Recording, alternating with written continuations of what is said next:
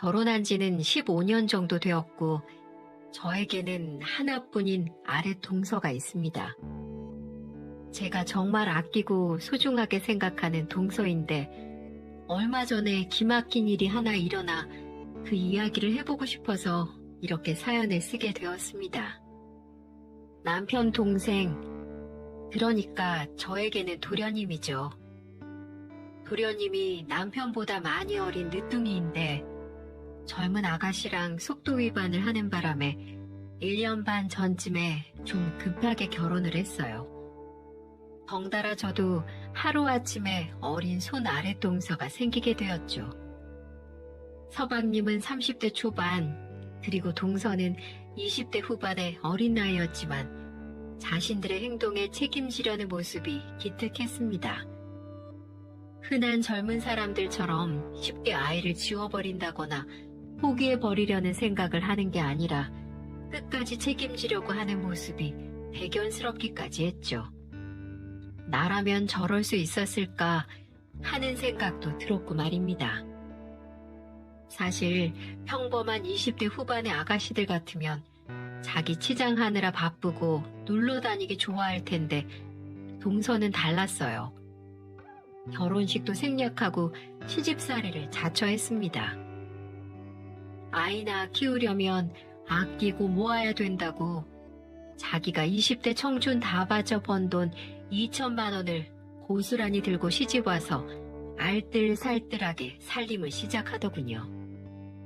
결혼 초엔 도련님이 작은 중소기업에 다니고 있어서 생활이 그리 어렵지 않았던 것 같아요.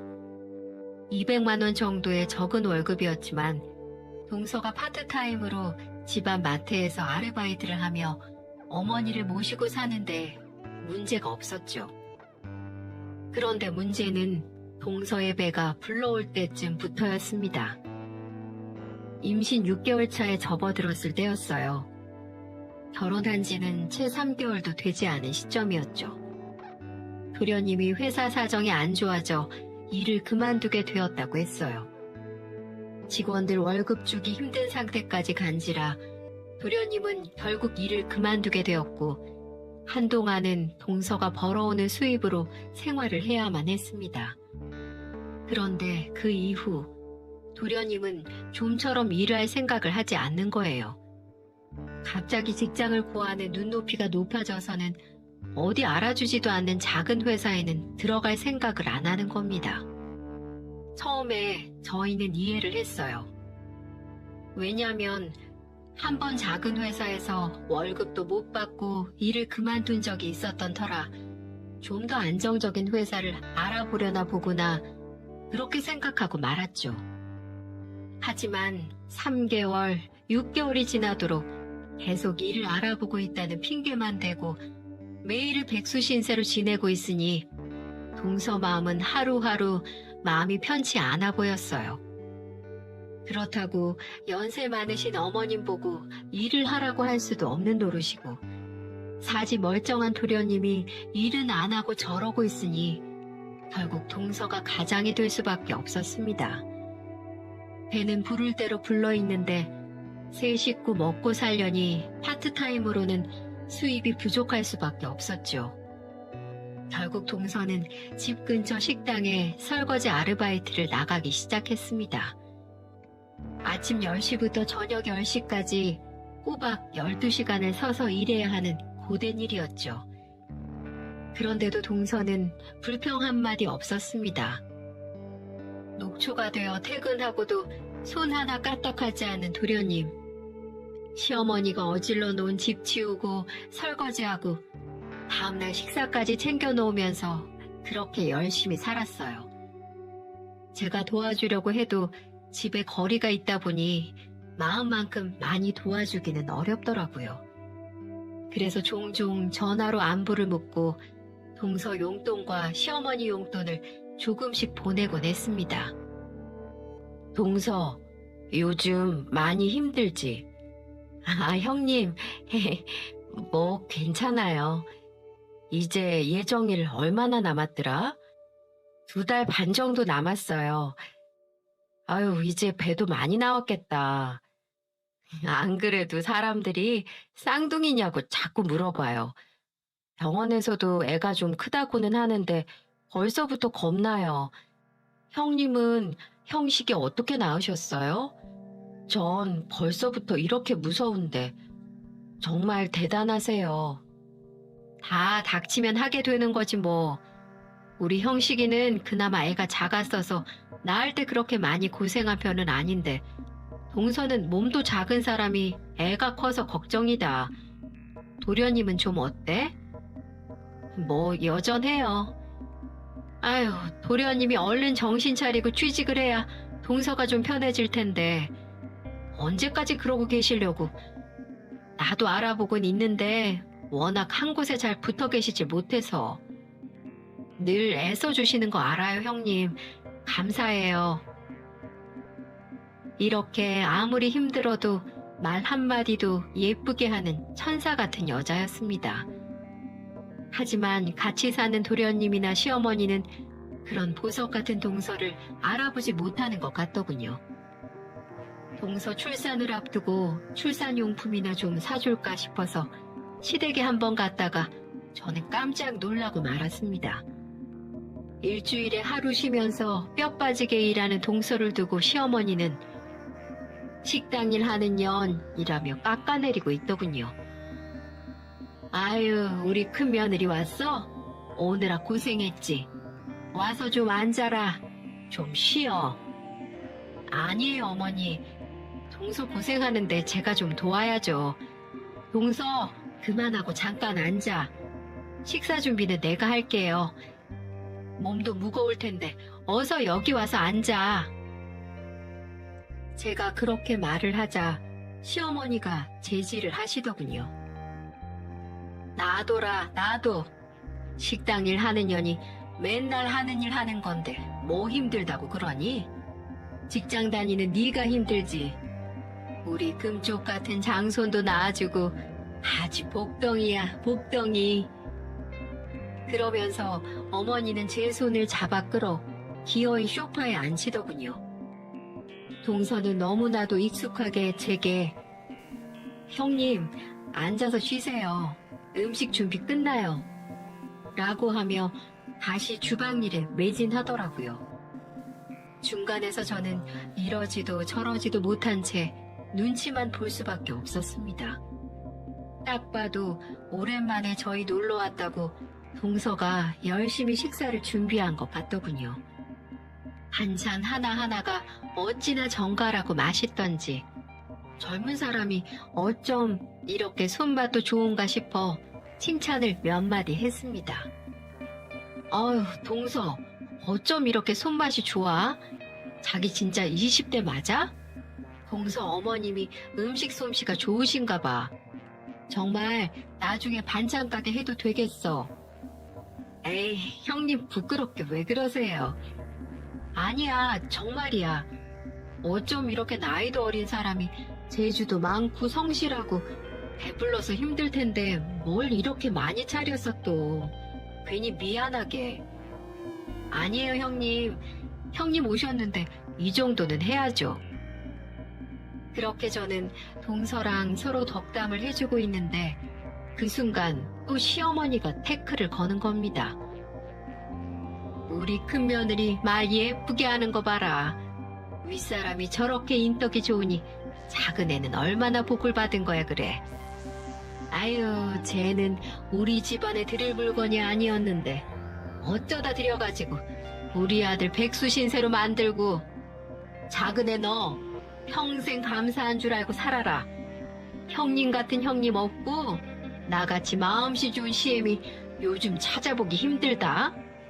그러니까 앞으로 더 잘해. 저는 그 얘기를 듣고 정말 깜짝 놀라 반사적으로 시어머니를 말렸어요. 어머니, 그런 말씀이 어딨어요. 동서가 얼마나 고생하는데. 그리고 동서도 자존심이 있는데 면전에서 그렇게 말씀하시면 고생은 무슨, 식당 일이나 하는 게 자존심은 무슨 자존심. 번듯한 식당에서 요리라도 하면 내가 말도 안 해. 설거지가 뭐야 설거지가. 다른 집 며느리들은 대기업이다, 전문직이다, 다들 잘 나가던데 난 어디 가서 둘째 결혼했다고 말하기도 창피해 죽겠어. 그렇다고 집안이 빵빵해서 우리 아들 사업이라도 시켜줄 수 있는 것도 아니고. 아유, 내 팔자야. 동서는 밥도 못 먹고 그저 고개를 푹 숙인 채 밥알만 세고 있었습니다. 다다다다 쏘아대는 시어머니 말에 저도 말문이 막혀 아무 말도 할 수 없었어요. 그저 아무 말도 못하고 당하는 동서가 너무 안쓰럽고 불쌍할 따름이었죠. 저는 그럴 때면 식사를 마치고 동서를 몰래 불러내 방에서 따로 이야기를 나누곤 했습니다. 동서, 어머니랑 사는 거 많이 힘들지. 어쩔 수 없죠. 어머니 말도 맞는 말씀이잖아요. 저희 집 가난한 것도 맞고 저 식당 일 하는 것도 맞고 창피하실만 하죠. 아니야, 그게 왜 창피해? 내가 봐선 어머님이 좀... 아유, 우리끼리니까 솔직하게 말할게. 너무 심해. 아니, 요즘 세상에 동서 같은 사람이 어딨다고.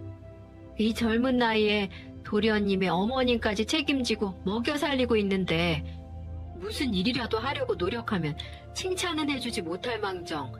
아니, 왜 자꾸 사람을 그렇게 욕하시는지. 아휴, 그래도 제 마음 알아주는 건 역시 형님뿐이네요. 감사해요. 혹시라도 도련님이나 어머님이 못살게 굴면 나한테 꼭 말해. 내가 바로 올게. 큰 도움은 못 돼도 동서편에서 같이 싸워줄 순 있어. 알았지? 네, 형님. 그리고 이거. 이게 뭐예요? 애 낳으면 돈 들어가는 데가 좀 많아야 말이지. 나도 우리 형식이 나아가서 알잖아. 애기 용품도 좀 사고 병원비에도 좀 보탰어. 내가 돈만 많으면 조리원비도 대주고 싶은데 100만 원밖에 주질 못해서 미안해. 그러자 동서는 제가 준 봉투를 들고 한참을 흐느꼈습니다. 그동안 얼마나 서러웠을까요?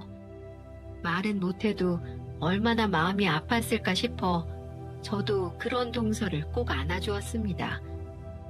조카뻘인 동서가 가난하다는 이유로, 식당에서 설거지를 한다는 이유로 시어머니한테 그렇게 무시당하고 사는 모습을 보고 있자니 정말 가슴이 아리더군요.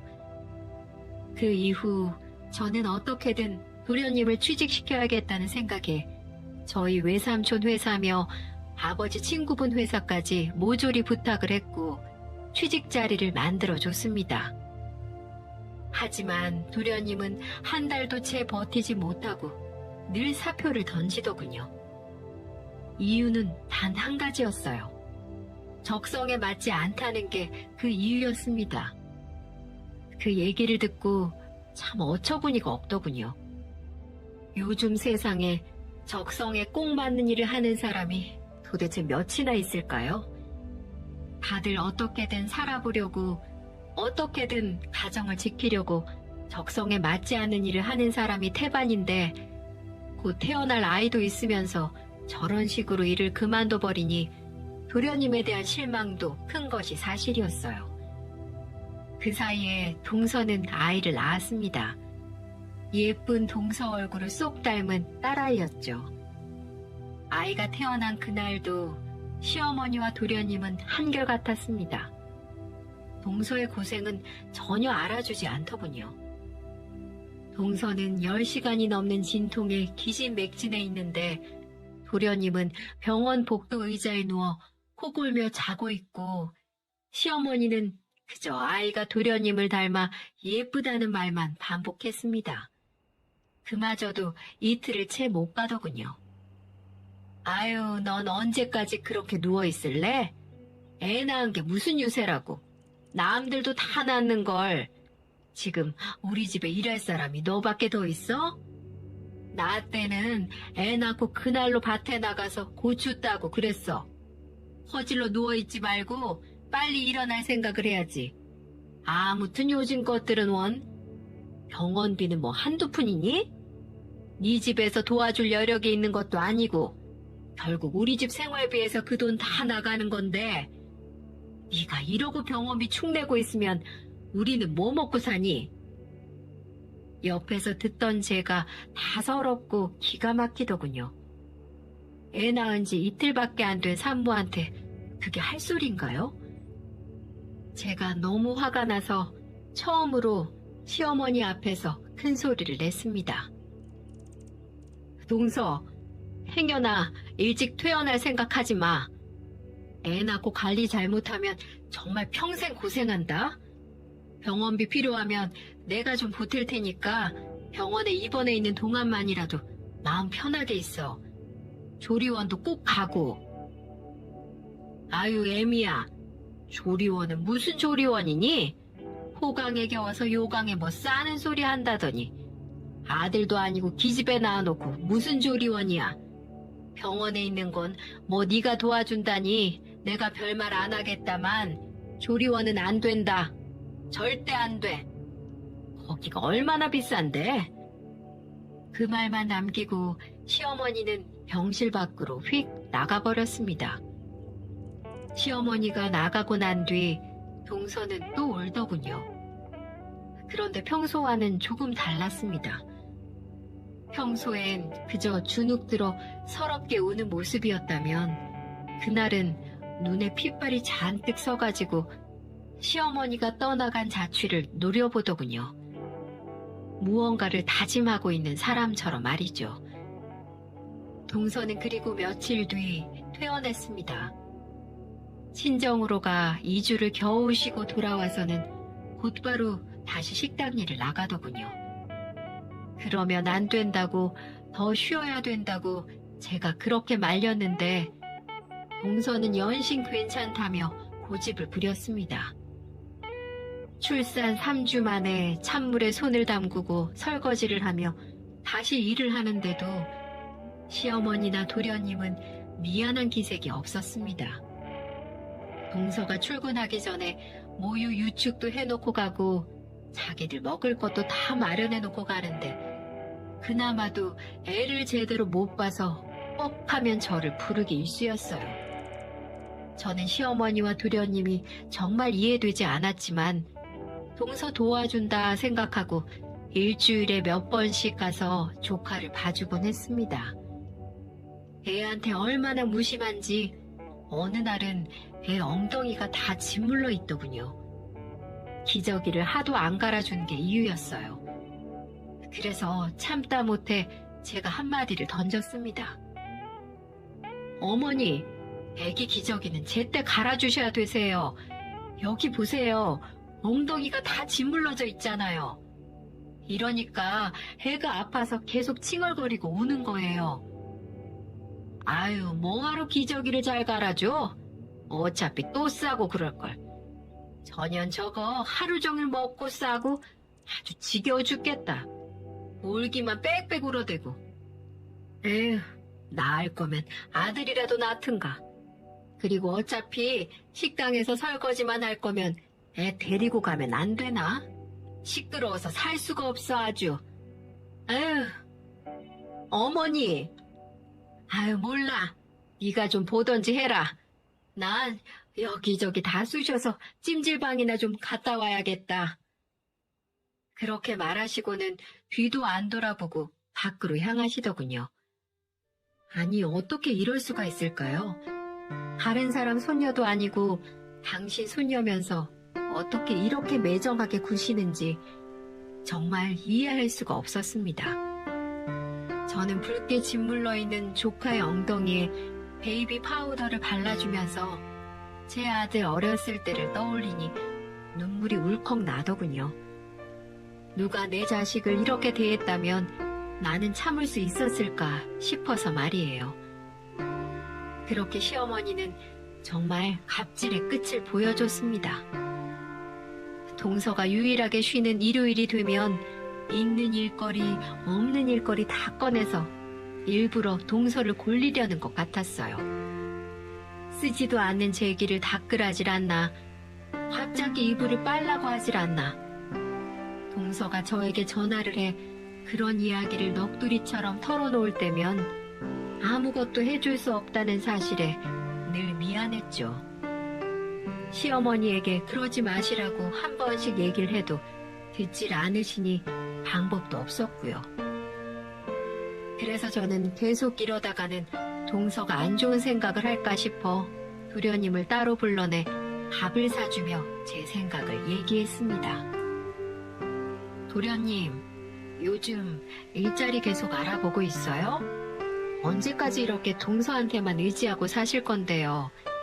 도련님도 보시다시피 젖먹이 아이 키우랴 식당 일하랴 몸이 2개라도 부족한 줄 모르세요? 이럴 때 도련님이 동서를 옆에서 도와줘야죠. 언제까지 이렇게 철없이 행동을 할 건데요? 형수, 저도 힘들다고요. 생각처럼 일이 안 구해지는 걸 저보고 어떡하라고요? 그리고 며느리가 시댁에 와서 집안일 하는 건 당연한 거 아닌가요? 여자가 애 낳는 것도 당연하고 그게 뭘 심각한 일이라고 저를 따로 불러서 이런 얘기를 하시는 건데요. 저도 제 자신이 미쳐버릴 것 같으니까 그만 좀 보채시라고요. 도련님, 말이 지나치시네요. 지금 동서가 얼마나 힘든 상태인 줄 모르세요? 정말 혹시라도 잘못된 생각을 할까봐 제가 얼마나 걱정하는 줄 아세요? 우선은 도련님이 아무 일이라도 시작하시고 동서 좀 쉬게 좀 해주세요. 그건 제가 알아서 할 테니까 형수는 그만 참견하세요. 왜 남의 일이 그렇게 간섭을 하시는데요? 요즘 심심하신가 봐요? 도련님. 그 말만 남긴 채 도련님은 제게 인사를 하는 둥 마는 둥 하고 가버렸습니다.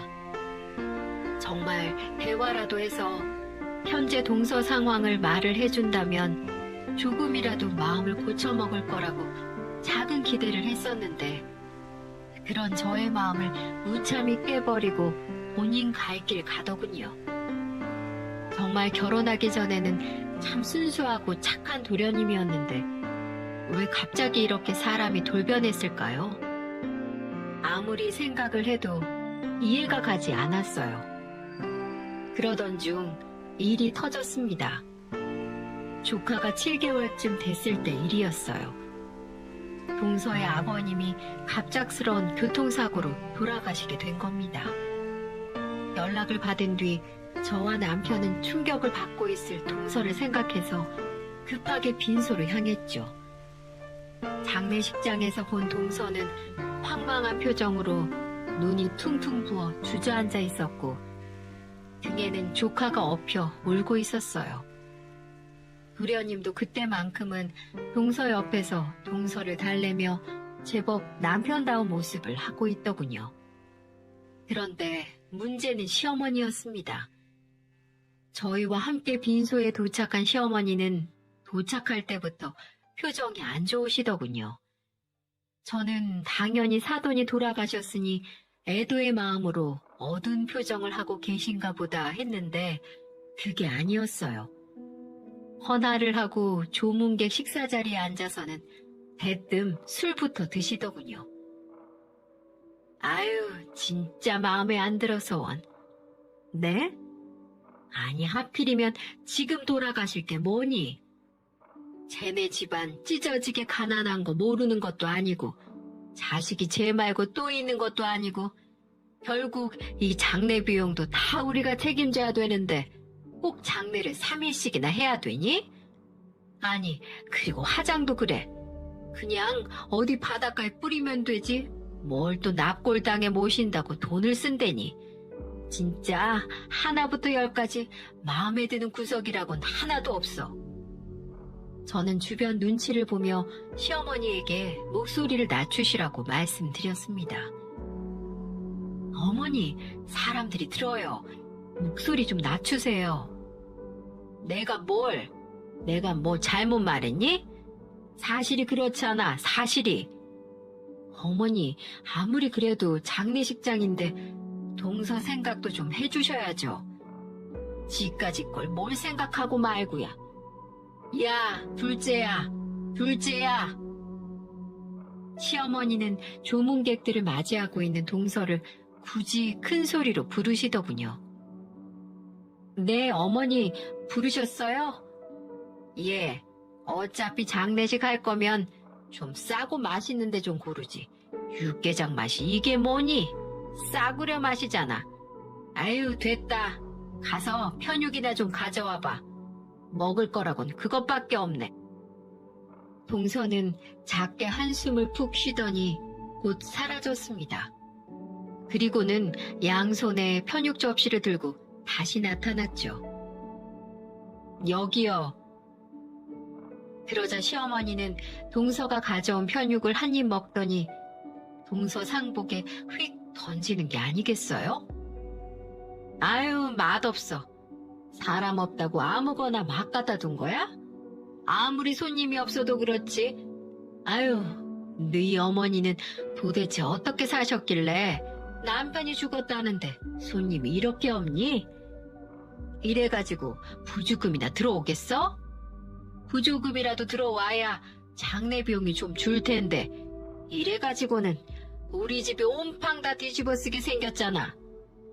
이래서 가난하고 못 배운 것들이랑 상종하면 안 되는 건데 어찌 집에 사람 하나 잘못 들여가지고 돈 나갈 일만 줄줄이 생겨.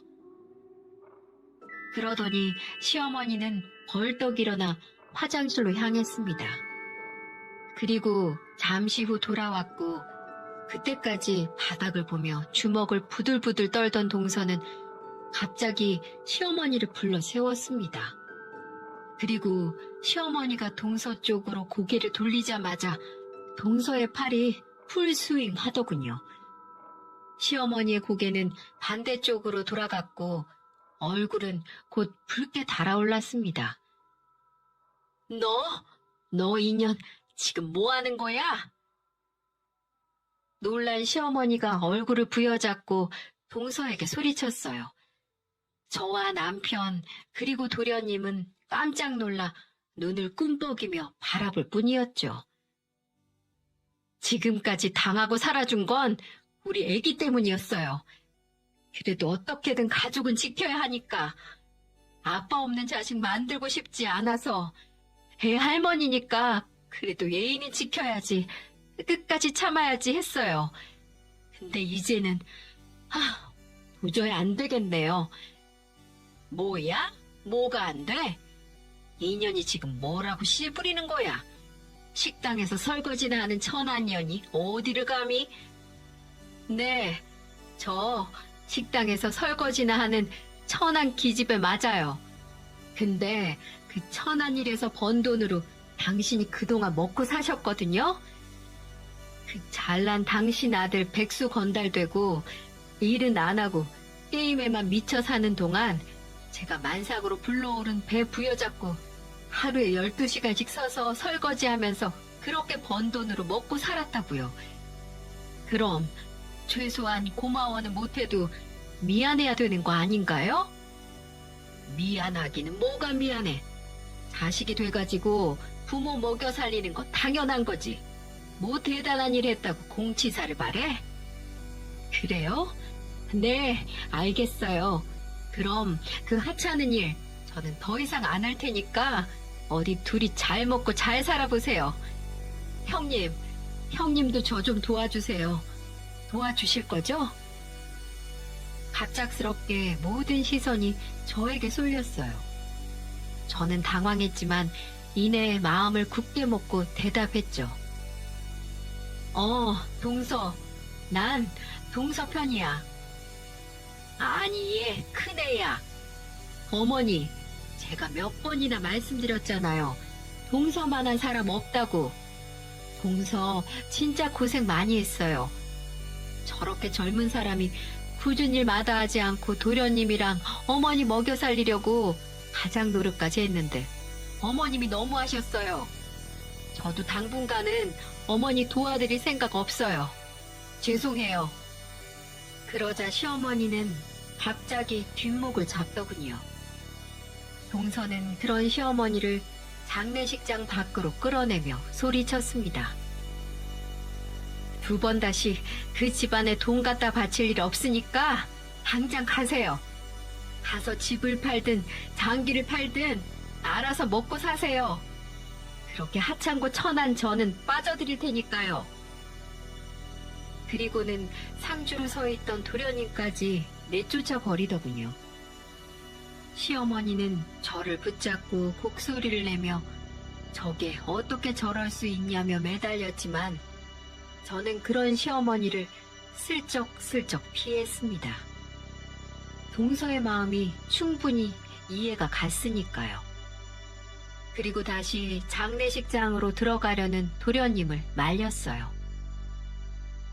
도련님, 저 좀 봐요. 왜 그러세요, 형수님? 동서 말 틀린 거 하나도 없어요. 지금 다시 들어가봤자 좋은 소리 못 들을 거고 동서 속만 상할 거예요. 그냥 지금은 어머니 모시고 집에 가셨다가 내일 다시 동서 만나보든지 하세요. 동서랑은 제가 또 얘기해 볼게요.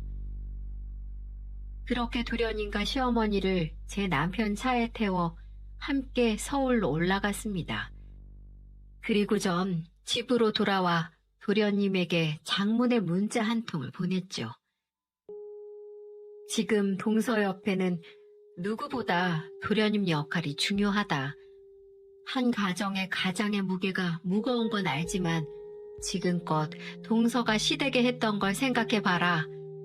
지금 마음 고쳐먹지 않으면 그런 착한 동서랑 이혼할 게 분명하다. 여자는 한 번 마음을 떠나면 돌아오지 않는다. 등등 이런 장문의 문자를 보내며 어떻게 처신할 건지 깊이 생각해 보라고 말을 해주었습니다. 그리고 다시 다음 날 도련님과 함께 다시 장례식장으로 내려갔습니다. 동서는 하루 사이에 더 퀭한 몰골이 되어 있었고 저를 보자마자 눈물을 터뜨렸습니다. 많이 힘들지. 그래, 많이 힘들 거야. 울어. 울고 싶은 만큼 울어. 다 울고 털어낼 수 있으면 그 눈물이 얼만큼이든 내가 다 받아줄게. 그런 동서를 안절부절하며 쳐다만 보던 도련님은 무릎을 꿇고 빌기 시작했죠. 제가 장문의 문자를 보낸 게 통한 걸까요? 여보, 내가 잘못했어. 내가 그동안 너무 내 생각만 하고 당신은 전혀 배려를 안 한 것 같아. 이번에 정말 느꼈어.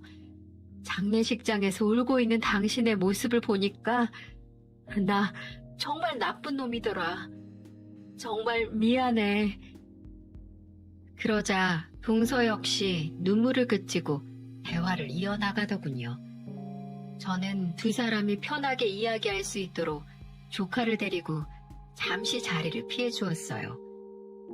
그래도 장례식장이 워낙 좁은지라 소리는 다 들리더군요. 당신은 글러먹었어. 자식이 태어났는데도 변하는 게 없어. 내 아버지 장례식장에서 어머님이 그런 말씀을 하시는데도 말 한마디 뻥끗 못했잖아. 맞아. 모든 게 내가 잘못한 게 맞아. 당신은 내 편 아니야. 그냥 어머니 아들이잖아. 난 그런 사람이랑 더 살 자신 없어. 아니야. 나 당신 편이야. 내가 그동안 표현을 못했을 뿐이야. 나도 가장으로서 잘하고 싶은데 생각만큼 내 뜻대로 되지 않으니까 자꾸 삐딱하게 나간 거였어. 정말 미안해, 여보. 이제는 당신만 보고 살게. 우리 딸이랑 당신만 생각하고 열심히 살게. 그러니까 한 번만 더 기회를 줘. 그렇게 도련님은 계속 매달리고 동서는 계속 쳐내며 한참을 실랑이를 하다가 결국 동서가 도련님을 다시 받아주는 듯 싶었습니다. 아니, 조건을 내밀며 받아주는 듯 했어요. 나중에 들어보니 첫째, 가장으로서 남편으로 역할을 충실히 할 것. 둘째, 시어머니와 인연을 끊을 것. 이 두 가지 조건이었습니다. 만약에 앞으로 하루라도 이 조건을 어길 시 무조건 이혼이라는 통보를 했고 각서까지 써가며 공증까지 했어요. 물론 제가 증인이 되어 주었고요. 전 동서가 참 대단하다고 생각을 했습니다. 나 같으면 그런 도련님하고 단 한순간도 같이 살고 싶지 않을 텐데 동서는 모든 걸 용서해 주었어요. 아마도 자식 때문에 그런 선택을 하는 게 아닌가 싶었습니다. 그렇게 생각하며 도련님을 마지막으로 믿어본 것 같아요. 그렇게 그날 이후 두 사람의 삶은 완전히 달라졌죠. 장례식이 끝나고 집으로 돌아온 동서는 더 이상 이전에 나약하고 순둥순둥한 동서가 아니었습니다.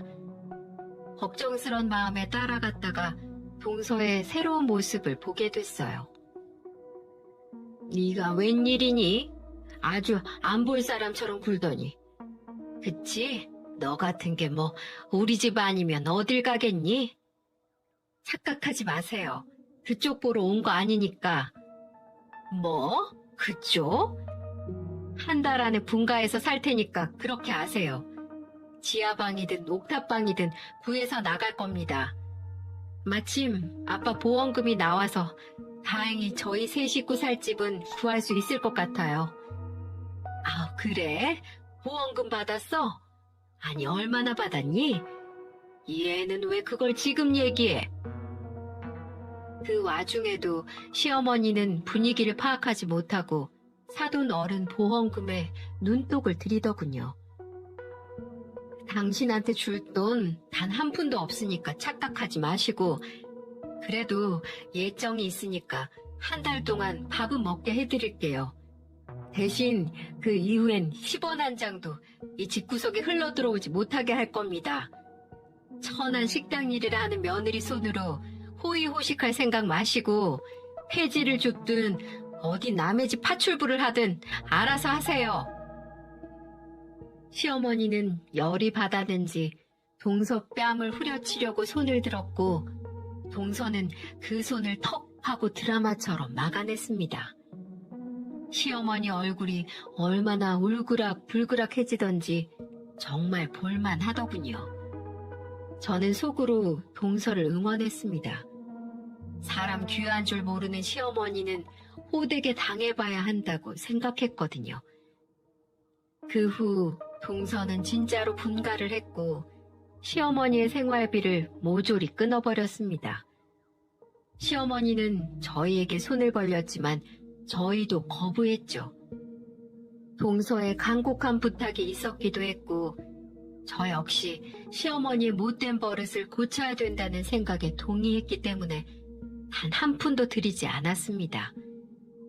결국 시어머니는 근처 건물에서 파트타임 청소 일을 시작하셨고 한 달에 60만 원 남짓 되는 월급과 연금으로 혼자 생활하고 계십니다. 동서는 다행히 이혼하지 않고 지금까지 도련님과 잘 살고 있고 도련님은 그 사이에 낮에는 공장에 다니고 밤에는 틈틈이 대리운전을 하며 집안의 버팀목이 되어주고 있어요. 놀라 보이게 바뀐 도련님을 보며 아마 이건 동서의 큰 결단이 아니었으면 이런 일이 생기지 않았을 것 같네요. 네, 맞아요. 모든 사람들은 좋은 직장, 많은 돈을 벌고 싶어 하죠. 도련님은 한때는 좋은 직장 다니고 싶고 좀 더 나은 환경에서 일하고 싶어 동서를 힘들게 했지만 지금은 누구보다 책임감 강한 멋진 아빠로 돌아와서 너무 고맙게 생각합니다. 사람 위에 사람 없고 사람 밑에 사람 없다는 말 있잖아요. 그런데 저희 시어머니는 그걸 참 모르는 분이셨어요.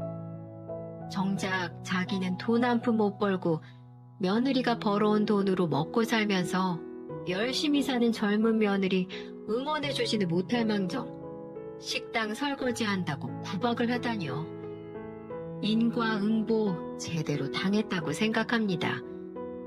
저는 여전히 동서와 좋은 관계를 유지하고 있고 명절이 되면 저희 집으로 모여 맛있는 음식 나눠 먹으며 잘 지내고 있어요. 물론 시어머니는 빼고 말이죠. 하루빨리 시어머니가 동서의 소중함을 느끼는 날이 왔으면 좋겠습니다. 진심으로 미안하다고 사과하고 고맙다고 인사해야 동서의 마음도 조금은 풀릴 텐데요. 지금까지 긴 이야기 들어주셔서 감사합니다. 여러분은 저희 시어머니 같이 어리석은 행동하지 마시고 언제나 주변 사람들 소중하게 생각하며 늘 행복한 하루하루 보내셨으면 좋겠습니다.